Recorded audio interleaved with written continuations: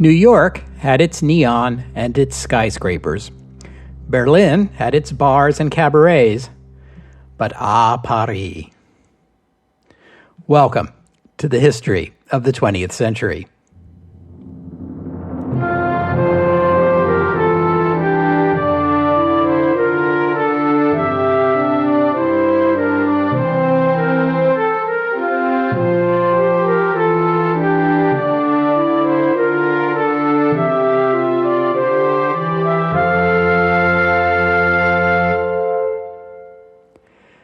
Episode 245, Les années folles.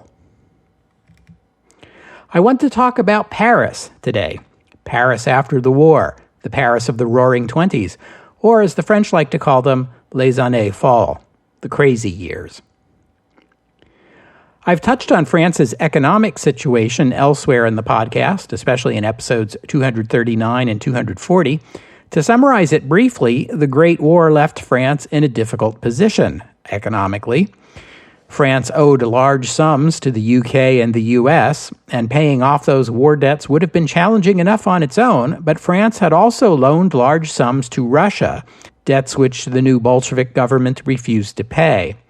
And even beyond that, the French government had the additional expenses of pensions for the wounded and for widows and orphans of those who had died in combat. When you consider all the war costs the French government was stuck with, it becomes easy to understand why the French were such sticklers in return about getting those reparations payments from Germany. The French went in the opposite direction from the British in terms of economic policy. While the British government and financial sector were keen on putting the pound back on the gold standard at the pre-war exchange rate, the French opted instead to allow the franc to devalue before finally returning to the gold standard in 1928. By then, the franc was worth only about 18% of its pre-war value. As John Maynard Keynes had pointed out, the choice of economic policy between deflation and devaluation isn't one of the right or wrong answer. Both choices come with costs. It comes down to this.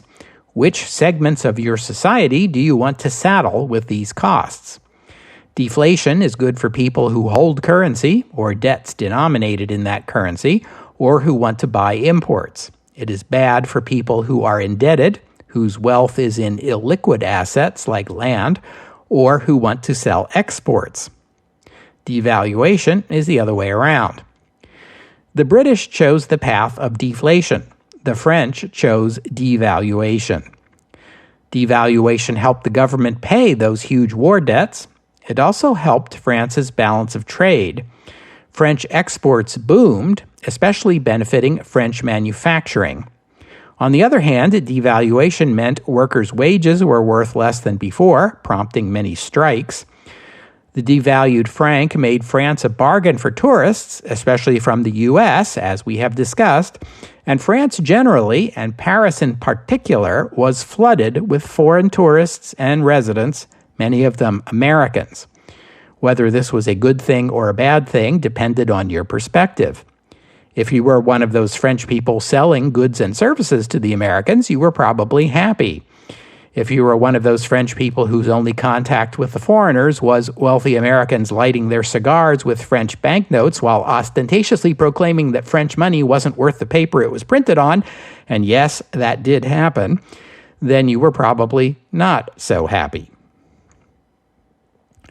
Devaluation was definitely good for French industry, though, and the biggest success story in French manufacturing of this era was the industrialist André Citroën, who had made a name for himself managing arms production during the war.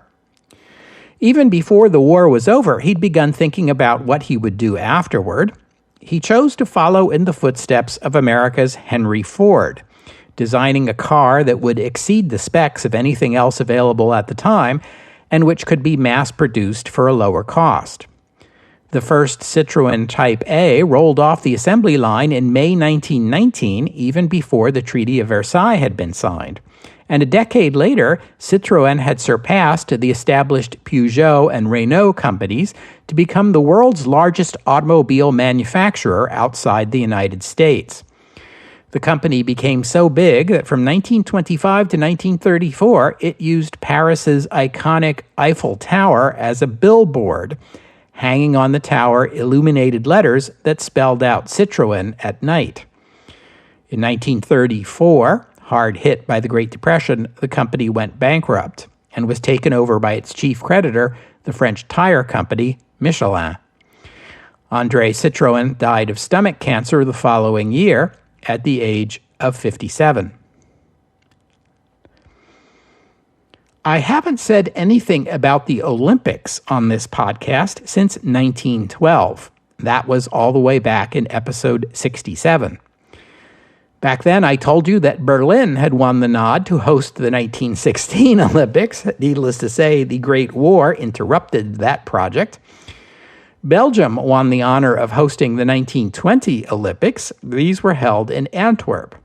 29 nations competed, most of them European nations or British dominions plus India. The U.S. team took the most medals, including 41 gold medals, more than a quarter of the total. It was the first Olympics for Argentina and Brazil even won a gold medal in a shooting competition. So, well done, Brazil. The newly created nations of Czechoslovakia, Estonia, and the Kingdom of Serbs, Croats, and Slovenes competed. Not represented at the Olympics, Germany, Austria, Hungary, Poland, or Russia.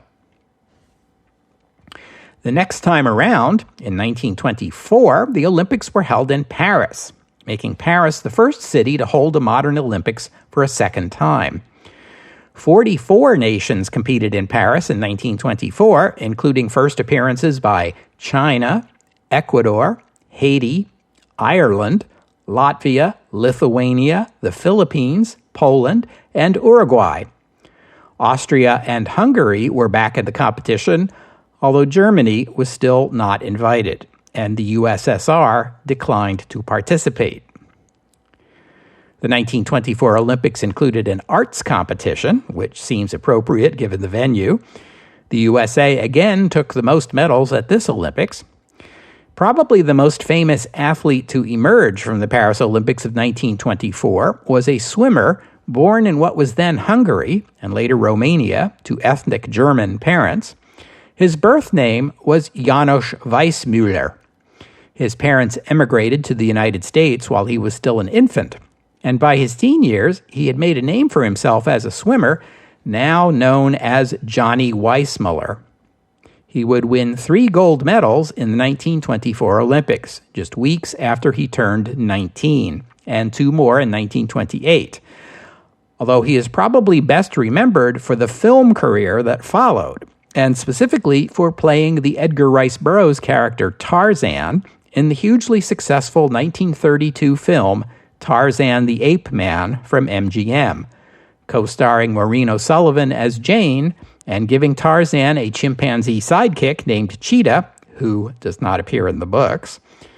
The film would spawn 11 sequels and made the name Johnny Weissmuller inextricably associated with Tarzan, and vice versa.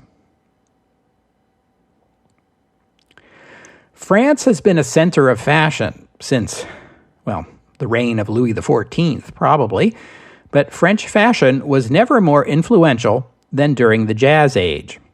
And the name in Paris fashion at the time was a failed cabaret singer turned fashion designer named Coco Chanel. First in Normandy, then in Biarritz, the playground of the wealthy, she struck it big, selling her own designs of fashionable casual clothing for the aristocrat on holiday. She had many affairs with rich Frenchmen, English aristocrats, the occasional Russian archduke, and, rumor has it, a one-night stand with the Prince of Wales. By 1915, the American fashion magazine Harper's Bazaar was proclaiming that the woman who hasn't at least one Chanel is hopelessly out of fashion. Chanel's celebration of the casual style really caught on after the war and helped introduce the flapper look of the 1920s. It turned out that women preferred looser, more practical clothing to the corsets and floor-length skirts favored in the Belle Epoque. Who could have guessed? In 1918, Coco Chanel opened a boutique in Paris where she sold clothing, hats, and other fashion accessories, including her signature product, a perfume called Chanel No. 5. It was her first perfume, but it was Formula No. 5 during the development process. That was the one she liked best. She had already considered the number 5 to be her lucky number. So the rest, as they say, is history. Her perfume was as notable for the bottle as for the scent, a clear rectangular shape inspired by whiskey decanters, which was a radical departure from the elaborate cut glass containers favored during the Belle Epoque, and maybe one of the earliest glimmerings of the style that will come to be known as Art Deco. In the 20s, Chanel introduced the little black dress, or cocktail dress, a look that is still in fashion 100 years later. She hobnobbed with the rich and famous. She designed costumes for the Paris stage, and that's how she got to know Sergei Diaghilev, impresario of the Ballet Russe. Because, everything comes back to Sergei Diaghilev sooner or later. Diaghilev introduced her to composer Igor Stravinsky, who had abandoned Russia after the October Revolution and needed a place to stay in Paris. She put up Stravinsky and his family at her house in Paris for 7 months until they found their own place to stay. In the 1920s, Chanel donated money to the Ballet Russe and designed costumes for their productions.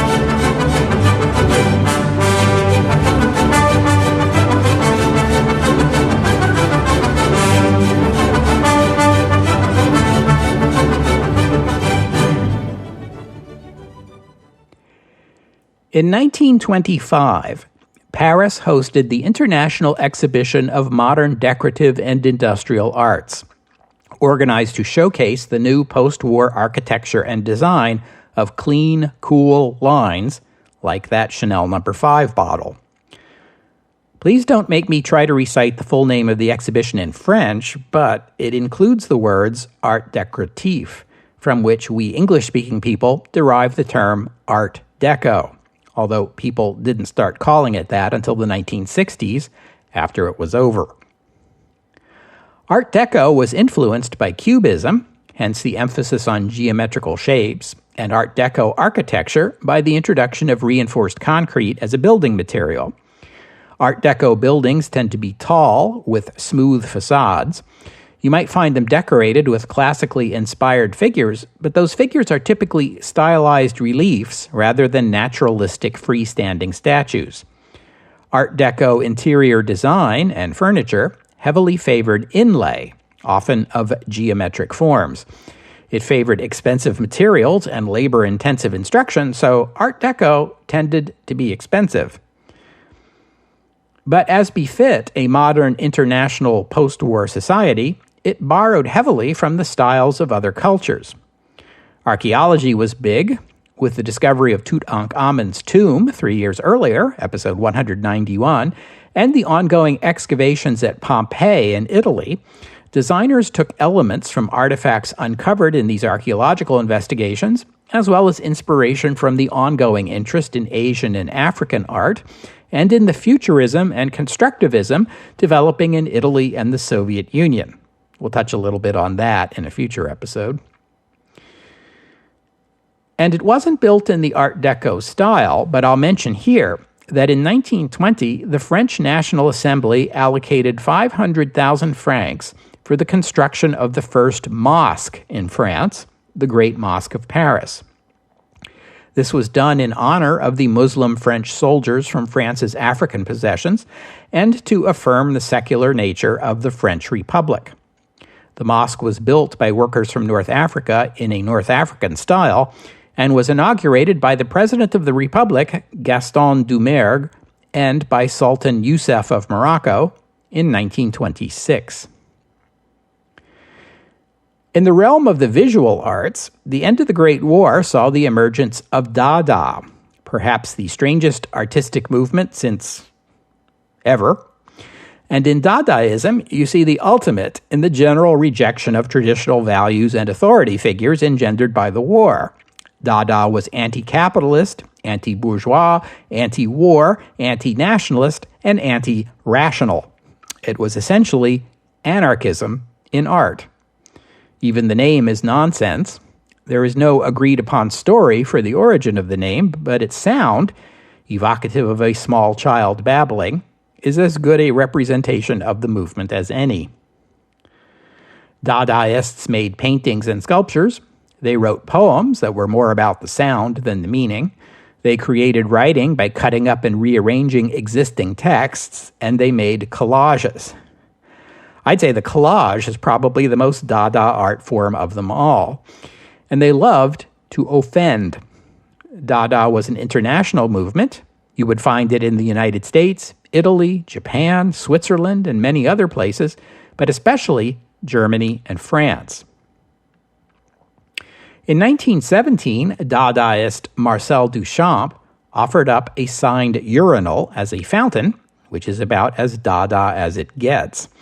He submitted it to an art show in New York City, but they refused to display it on the grounds that it wasn't art, which provoked a controversy over what art really is, which was Duchamp's whole point. In 2004, that urinal fountain was voted the most influential artwork of the 20th century by a group of artists and historians. That might be overstating it a little, although it might be fair to say, as some have, that Duchamp was the third most influential artist of the 20th century, after Picasso and Matisse, whom we've already met. Duchamp is also famous for taking a reproduction of the Mona Lisa and adding a mustache and goatee, because of course he did. Not that Dada was his only style. He first gained notoriety back in 1912 with his Cubist painting, Nude Descending a Staircase No. 2. Later, he dabbled in Futurism, Surrealism, and then seemingly gave up art altogether for the last 25 years of his life. After his death in 1968, it was revealed that he had spent those years developing an elaborate tableau called Given, visible only through a peephole in a wooden door. It's installed at the Philadelphia Museum of Art, along with several other of Duchamp's most notable works, and I have spent quite a bit of time there puzzling over them. As for Picasso and Matisse, they skipped the whole Dada thing. They were among a separate group of artists whose reaction to the Great War was to embrace a more realistic neoclassical style, but that didn't last. By 1921, Picasso was back onto Cubism. That was the year he created Three Musicians, my personal favorite of his works. There are actually two versions of this, one in the Philadelphia Museum of Art, the other in the Museum of Modern Art in New York City. And I should give shout-outs to the Russian expatriate painter Marc Chagall and the Italian Amedeo Modigliani. Dada did not so much end as evolve into Surrealism. Surrealism was a bit more disciplined than Dada, although it still relied on surprise and non sequitur for its dreamlike effect. By 1925, the Surrealists were even claiming Picasso as one of their own, although his work still looks pretty cubist to me. A typical example of Surrealism is the Belgian artist René Magritte's 1929 painting, The Treachery of Images, which consists of a realistic oil painting of a pipe, under which are written the words, "This is not a pipe." But the artist whose name is most closely associated with surrealism is surely that of Spanish painter Salvador Dalí, and especially his 1931 painting, The Persistence of Memory, with its unforgettable images of multiple droopy pocket watches, including one hung over a tree branch like a blanket and another flowing over the edge of a platform. It has been suggested that Dalí was inspired by Einstein's general theory of relativity, episode 114. Les années folles was a vibrant time for literature. The novelist Marcel Proust had begun his most important work in 1909, the 7-volume À la recherche du temps perdu, which in my day was rendered in English as Remembrance of Things Past, but the kids today like to call it In Search of Lost Time. Proust had not yet finished it when he passed away in 1921 at the age of 51, though it did eventually see publication. Please don't ask me to summarize it. As I'm sure some of you know, there's actually a Monty Python sketch titled the All England Summarize Proust Competition, so I'll just refer you over there. I'll also mention the author and poet Anatole France, who won the 1921 Nobel Prize in Literature. One of the characters in À la recherche du temps perdu is based on him. In 1922, the Catholic Church put all of France's work on the index. He passed away in 1924 at the age of 80. To those of us who've studied the law, France will always be remembered best for his observation: in its majestic equality, the law forbids rich and poor alike to sleep under the bridges, beg in the streets, and steal loaves of bread. Honorable mention to the philosopher Henri Bergson, awarded the 1927 Nobel Prize in Literature, and the French Legion of Honor. The literary scene in Paris wasn't only about French literature. The American expatriate Gertrude Stein and her lover Alice B. Toklas lived together in Paris during this period. I talked about them a bit in episode 67. They continued to be influential figures in the French art scene, promoting the careers of the major painters of the era. Stein herself wrote poetry, novels, and stories in a style noted for its quirky, playful use of repetition, as in her famous line, "A rose is a rose is a rose," and her remark, purportedly about her hometown of Oakland, California, "There is no there there." In 1932, Stein published The Autobiography of Alice B. Toklas, which is more of an autobiography of Stein than anything. It became a bestseller in the United States, enough so to induce Stein to leave Paris for the first and last time to return to her home country, where she enjoyed celebrity status during her 6-month book tour. The Stein and Toklas home in Paris was a haven not only for painters, but for American writers in Paris, including Sinclair Lewis, Ezra Pound, Thornton Wilder, Sherwood Anderson, and particularly Ernest Hemingway and F. Scott Fitzgerald, who wrote his best-known novel, The Great Gatsby, in Paris. Ernest Hemingway, born in Oak Park, Illinois in 1899, was rejected by the U.S. Army during the Great War on account of his poor eyesight. So he joined the Red Cross instead and served as an ambulance driver, where he was severely wounded at the tender age of 18. In 1921, Hemingway married Hadley Richardson and got a job as a foreign correspondent for the Toronto Star, which landed the two of them in Paris. Hemingway became a regular at the Stein-Toklas home, and Gertrude Stein became a literary mentor to him, as did Ezra Pound. Gertrude Stein, in an oft-quoted remark, told Ernest Hemingway that he and his cohort were a lost generation. The name Lost Generation came to be applied to this generation of new writers, people like Hemingway and Fitzgerald and Pound, who came of age during and just after the Great War.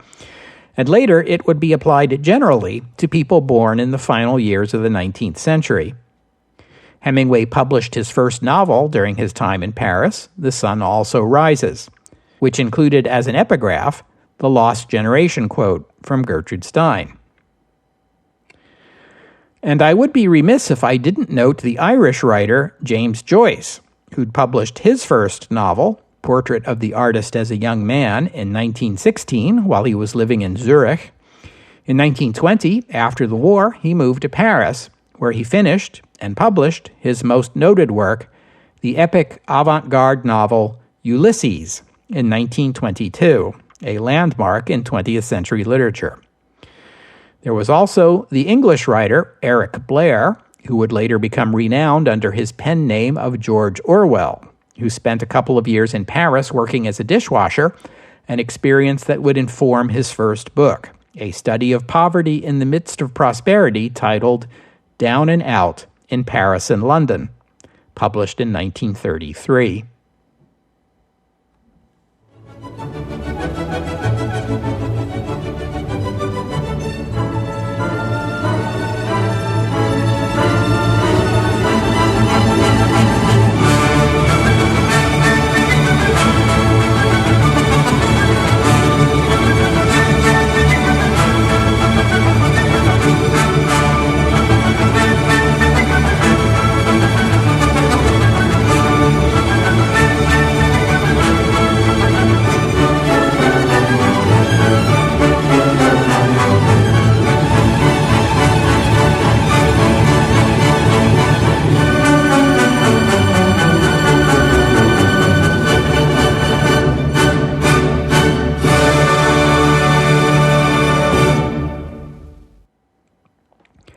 Longtime listeners may recall episodes 44 and 45, in which I talked about the impresario Sergei Diaghilev, the Ballet Russe, and Václav Nijinsky.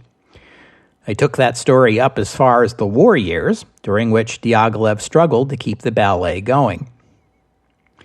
Václav Nijinsky's relationship with Diaghilev ended abruptly when he married Romola Dopolsky. He was reunited with the Ballet Russe for the company's American tour, episode 118. Nijinsky danced in public for the last time during a South American tour on September 30th, 1917, in Montevideo, Uruguay, with Arthur Rubinstein performing on piano. Nijinsky was not himself that night, and reportedly Rubinstein was moved to tears by Nijinsky's struggles. The Nijinsky family lived in Switzerland afterward. Václav was diagnosed with schizophrenia in 1920 and institutionalized for the rest of his life. After the Second World War, the family moved to England, where he passed away in 1950. He was 60 years old, or maybe 61. Sergei Diaghilev and the Ballet Russe went on for another decade, with Leonid Messine replacing Nijinsky as the company's principal male dancer on stage and as Diaghilev's companion backstage. Diaghilev's gift for identifying and cultivating talented artists had not failed him, although the company would never regain the heights of artistic accomplishment it had reached in the years just before the war. Even so, the list of composers and costume and set designers hired by the company during the 1920s reads like a who's who of the Paris art scene. For example, in 1917, the Ballet Russe put on Parade, an original ballet with music by Eric Satie and costumes by Pablo Picasso, with choreography by Leonid Messine. Picasso created cubist costumes with elaborate cardboard appurtenances, which is hardly the kind of thing you expect to find at a ballet, but there you go. Later, there were more ballets to be done to the music of Eric Satie, who passed away in 1925, and two new, younger French composers, Francis Poulenc and Darius Milhaud, as well as Igor Stravinsky, Sergei Prokofiev, and the Spanish composer Manuel de Falla. After the October Revolution, the new Bolshevik government, like the provisional government before it, tried to lure Diaghilev back to Russia with the promise of a state position in the arts. Diaghilev turned it down. The Soviet government got its revenge by condemning him as hopelessly bourgeois and decadent, which meant that Diaghilev's legacy would be ignored and forgotten in his native Russia until the end of communist rule there. Sergei Diaghilev died in 1929 in Venice, his favorite city, from complications related to diabetes. He was 57 years old. The Ballet Russe, which never made money and was usually in a chronic state of financial disaster, did not survive his passing. Still, the Ballet Russe boosted the artistic careers of many of the greats of the time, and alumni of the company, like Václav Nijinsky's sister, Bronislava Nijinska, Anna Pavlova, Leonid Messine, and George Balanchine, would remain influential figures in the world of ballet for decades to come. The Russian dancer Ida Rubinstein was also among the alumni of the Ballet Russe. She left Diaghilev's company to found her own, which is best remembered today for having commissioned Maurice Ravel's Bolero in 1928. Ravel's score for Bolero was a harbinger of things to come in the music world. It is essentially one melody, albeit a very insistent one, played 17 times over in about 15 minutes, with a louder and increasingly elaborate orchestration every time. Much to the composer's surprise, it quickly became his most popular work and is often performed even in our day, although seldom as a ballet, almost always as a concert piece. In my day, Bolero had this reputation as being the perfect music to play in the background during moments of supreme intimacy, if you know what I mean, and I think you do. And what can I say? It absolutely is. Trust me on this. By the time Bolero premiered, Maurice Ravel was already showing signs of some sort of neurological disorder, which appears to have been exacerbated by a serious head injury he suffered in 1932. He went into a decline afterward and passed away in 1937 at the age of 62.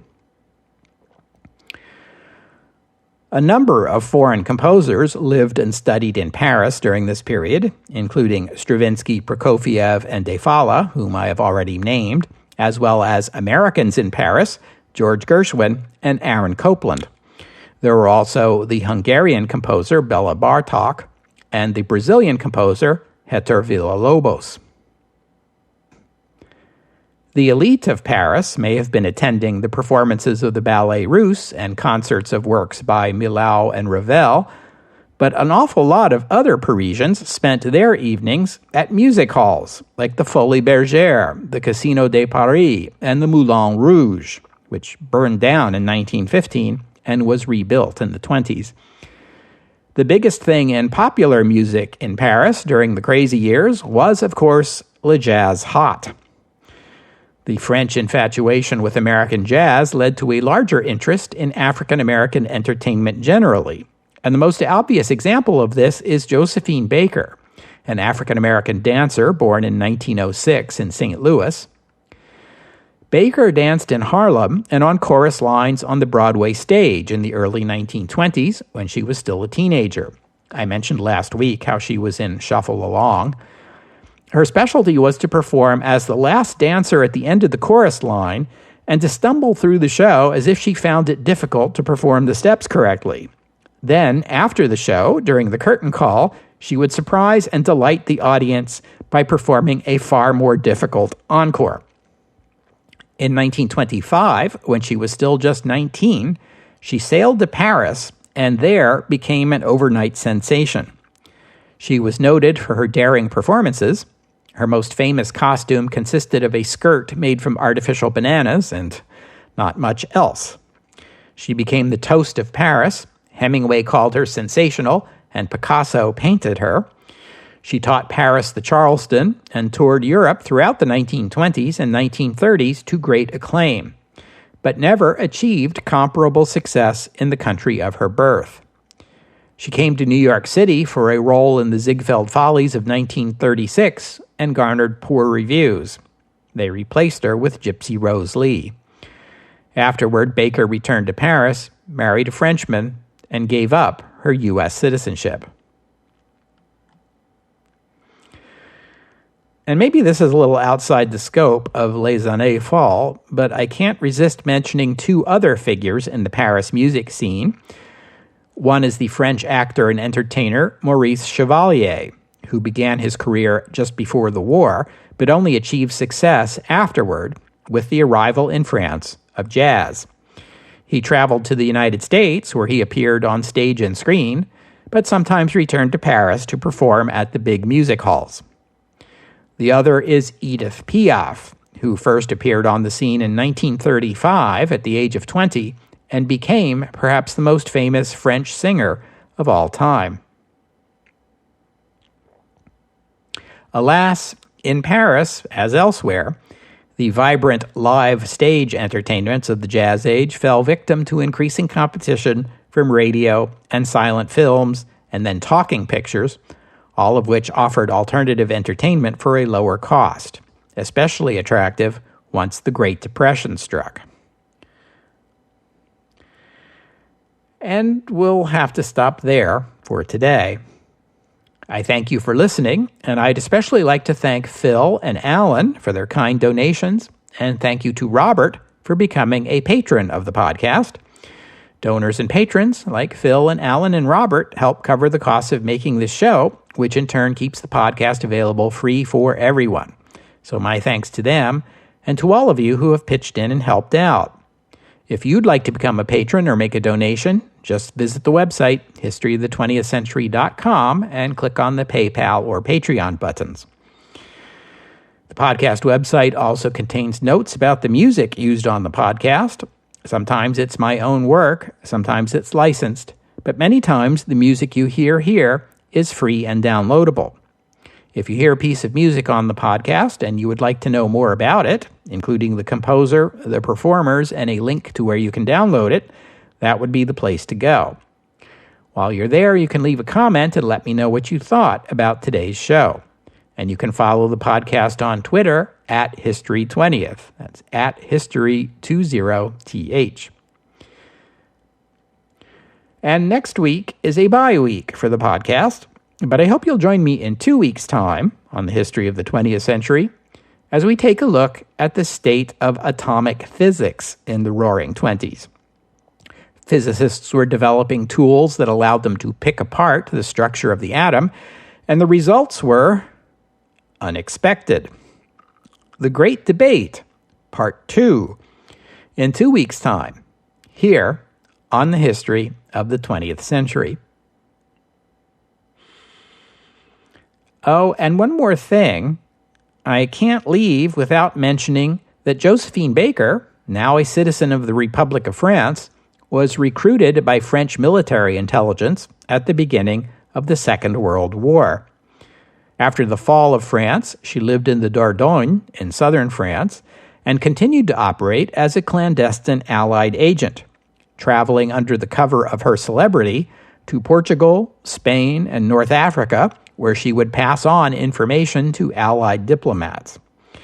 After the war, the French government awarded her the Legion of Honor and the Croix de Guerre. Unable to have children of her own, Josephine Baker adopted 12 children of different races and ethnicities, including European, African, Asian, and Latin American. She referred to them as her rainbow tribe and presented them as a demonstration of the principle that people of different races and ethnicities could still be sisters and brothers. Josephine Baker died in 1975 at the age of 68.